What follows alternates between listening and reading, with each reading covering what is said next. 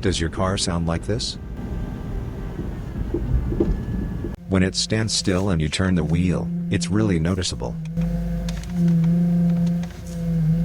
It likely means that the power steering fluid is low and air got into the hydraulic power steering system as a consequence. Fixing it is easy. Pop the hood, locate the power steering reservoir, have a look on the outside to see what the fluid level should be. If it's too low, open the reservoir lid and pour the correct fluid in. It has to be for your model and make car.